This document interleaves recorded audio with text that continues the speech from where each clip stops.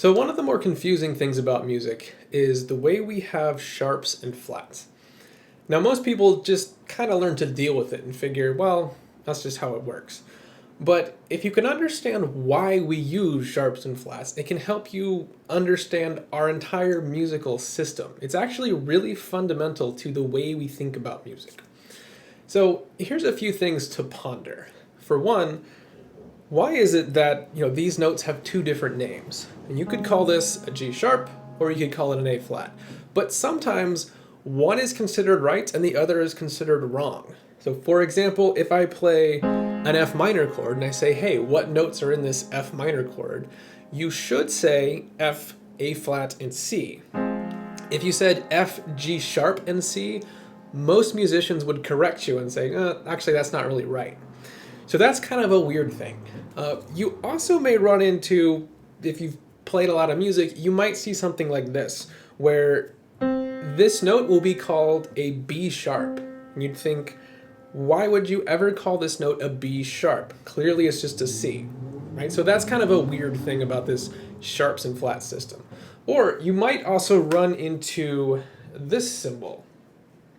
It's hard to draw. It looks a little different on sheet music. It almost looks like a four-leaf clover or something, but something like that.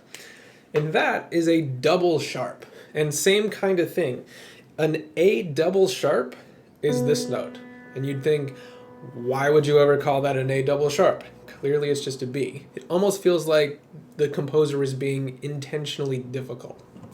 So I will attempt to answer all of those things. Now, if you sat down and you were going to come up with your own system, you'd probably think about it like this. So if we start on some note and you play up to that same note an octave higher, you wind up with 12 different pitches. You'd have all those, right?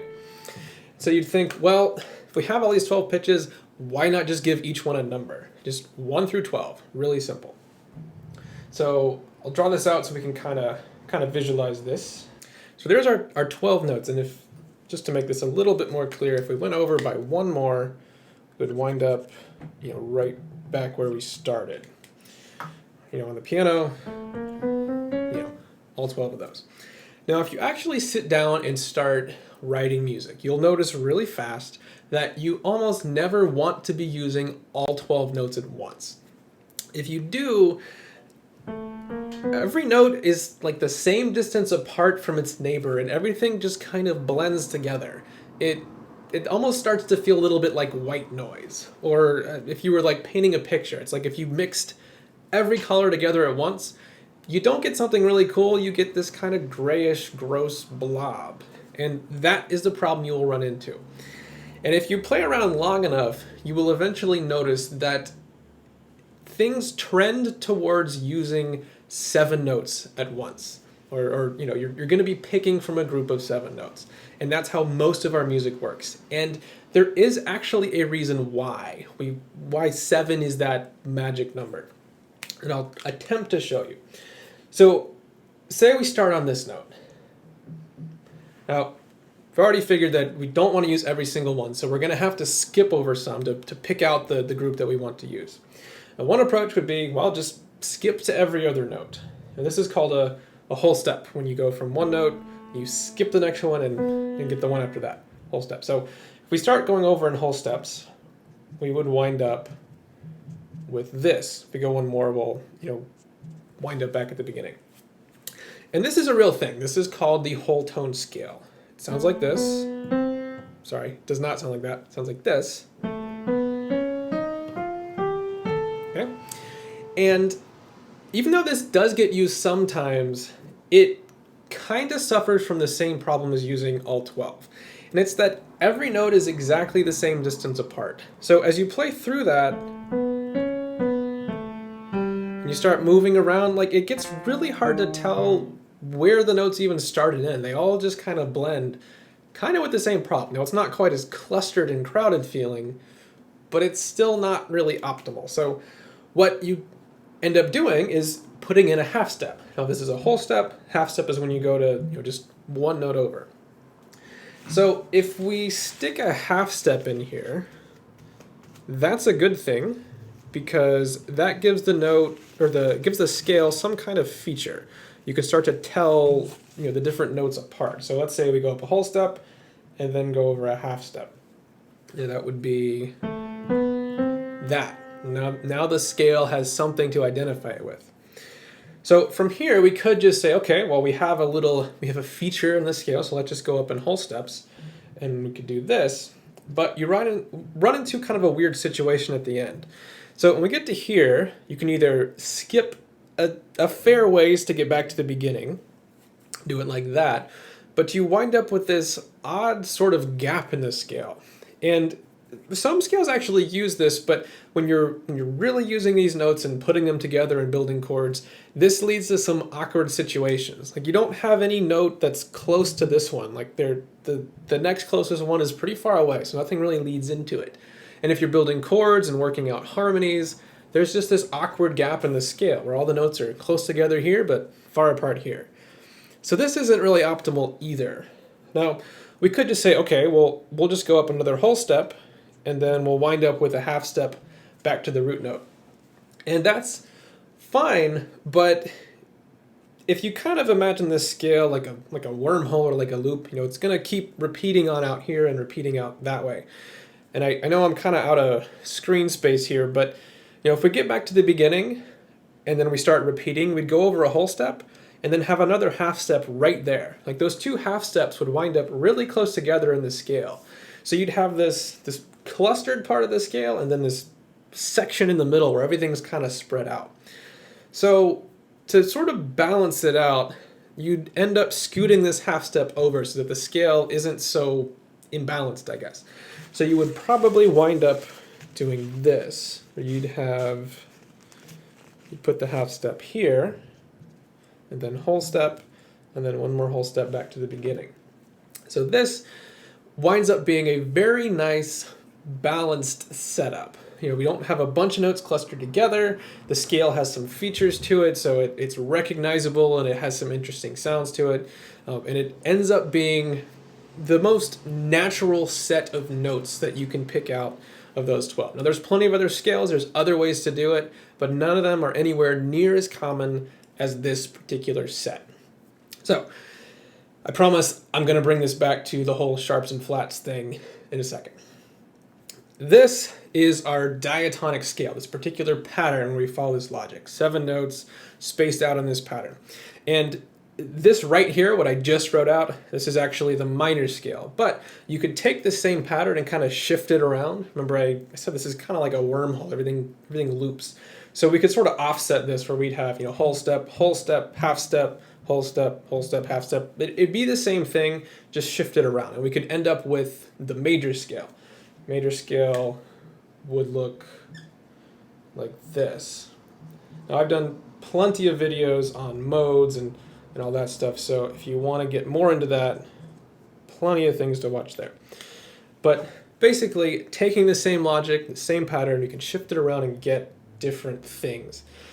So these are our 7 notes. These are the 7 we're going to want to deal with. And if we stuck with that logic of just giving all 12 of these notes their own name, it could be a number, it could be a letter, we'd have A, B, C, D, E, F, and whatever, that would actually wind up being really awkward. If I said, hey, play this set of 7, I'd be saying play A and C and D and F and H and I and whatever, and it'd be very hard to even think about because you have all these different letters that you're trying to carry in your head.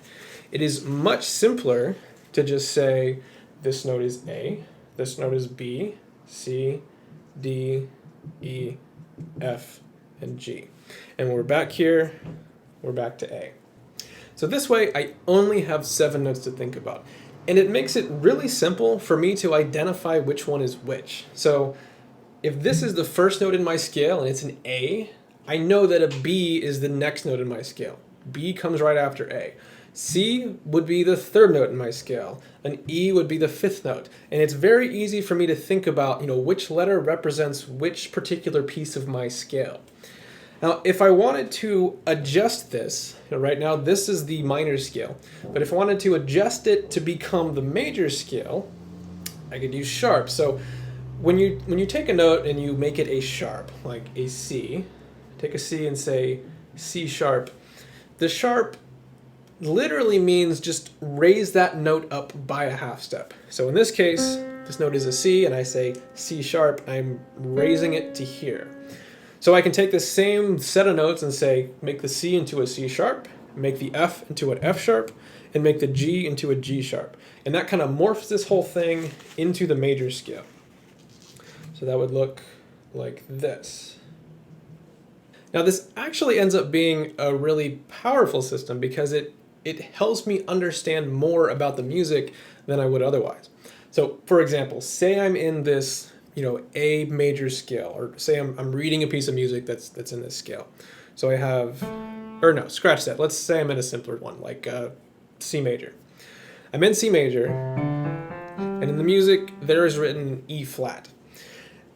By seeing an E flat, that tells me that if my first note is a C, my second note is a D, and my third note is an E, I know that the music has altered the third note. So the third note in my scale has been lowered.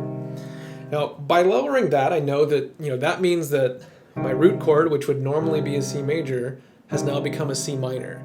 And that's a pretty strong hint that the music has probably changed into the C minor key, either temporarily or for a long time. But I understand that that particular thing has happened. If instead in the music is written a D sharp, that tells me that the second scale degree has been raised. So most likely, since I've taken this second scale degree and scooted it up, it means that it's going to resolve into this note E.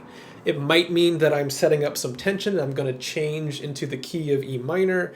It might just be some temporary little musical movement, but it tells me something totally different than if I see an E flat. Even though technically these are the same note, it's a completely different implication for the music. Now that's also why you wind up with this thing with chords. Like I said, if you have, I think I used F minor as an example. If you have an F minor chord, the F in this chord, that is the first note. It's note number one, at least in terms of this particular chord. And when you build a minor chord, or a major chord, or most any one of these chords, you follow this pattern of starting on a note and then skipping over a scale degree and going to the next one, and then you skip over another scale degree and go to the next one. So if I'm starting on an F, the very next note would be a G. And since I'm trying to follow that pattern of skipping over scale degrees, I'll go from an F to an A. So if I was making a major chord, I do F, A, and C. That makes it very clear that I'm following that pattern. F, skipping the G, then using an A, skipping the B, and using a C. If I want to turn it into a minor chord, I'll lower that A, becomes an A flat, and it's still really clear that I'm following that same pattern. Start on an F, skip over the G to the A flat, and then the C. If instead I tried to call this a G sharp, F, G sharp, and C, that makes it way harder to identify what this is supposed to be. Am I doing some kind of weird G sharp chord with a seventh underneath, or a lowered seventh or something? It could be some weird altered F suspended second chord. It makes it really hard to think about because I'm no longer spelling out that really clear pattern of skipping over a scale degree. So this, calling this an F, G sharp, and C is really the wrong way to describe this chord. You would want to call it an F, A flat, and C.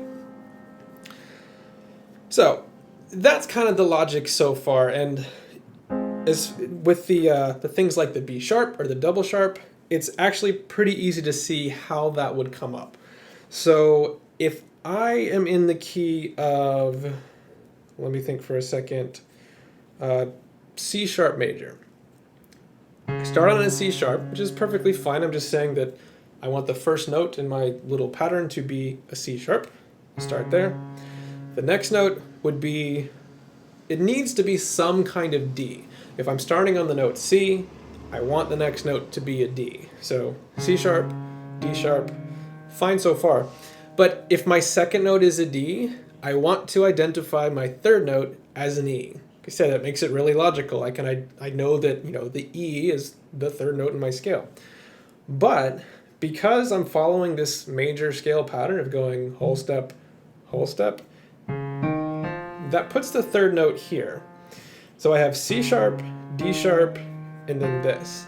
Now, it feels like you want to call it an F, but that makes it seem like it's the fourth note in your scale. I have C, D, and then F.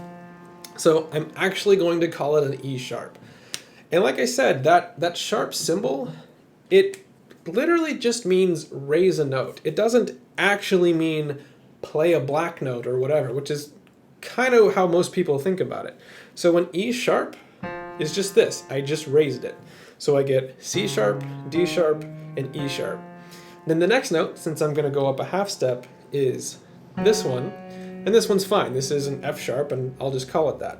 So even though this note winds up being really awkward, I can still identify every note in my scale. I have a C sharp, a D sharp, an E sharp, and an F sharp. And I know that E sharp is the third note in my scale, that F sharp is the fourth note in my scale. Okay, so my camera just died and I had to reset everything. So hopefully there's not too much discontinuity here, and hopefully I can get my train of thought back. But I think the last thing I wanted to cover here was this double sharp thing. And again, it's, this little clover looking symbol. It's really kind of the same idea as, something like a B sharp or an E sharp. If I'm spelling out a scale, like let's say the G sharp minor scale, I think this one will work. I want to follow that logic of identifying every note by a unique letter. So, if I'm starting on a G sharp, I want the next note to be an A, and then a B, and a C, and I'm just going to adjust those notes to fit my scale pattern by using sharps or flats or whatever. So I'd have a G sharp, A sharp, B, C sharp, D sharp, E, F sharp. Which, actually, there's nothing weird about that one. But if I take that scale and I want to use the harmonic minor, right, which pretty common thing to do with a minor scale. If I want to shift into the harmonic minor, that means that I'm going to take note number 7, which in the case of my G sharp minor scale, that's an F sharp. I'm going to take note number 7 and shift it up. So that means I'm going to move it to here. Now, it's very important that I call this an F double sharp, and the reason is that note number 1 is a G sharp. It's some variation of a G.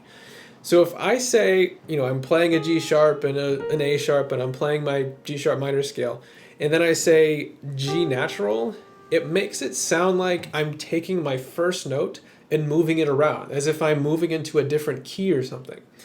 But if that's not what I'm doing, I want to make it super clear that I'm taking note number 7 and changing that. So in this case, I'm raising note number 7 to an F double sharp, and then it's really clear that F double sharp resolves back into a G sharp or whatever. And if I'm not careful about that, I can very much send the wrong signal about what's actually happening in the music.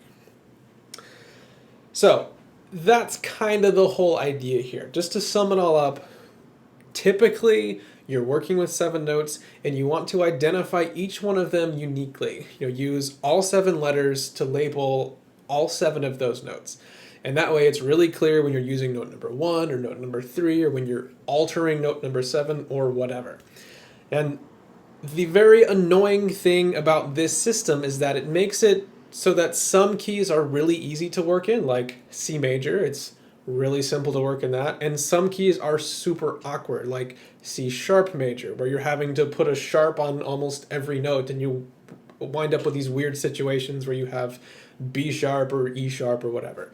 So it's kind of just a flaw in the system, but it actually makes a lot more sense than just trying to, label every single note individually. That ends up being way harder.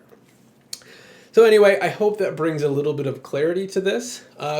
Quick little channel update. The last lesson was on polyrhythms. The next lesson, I actually intended this to be a follow-up to that, working on more polyrhythms, but I've got kind of a special little secret project thing that I'm working on for that, and I haven't finished it yet. So hopefully I'll be wrapping that up soon, and we'll get back to some polyrhythms and whatever.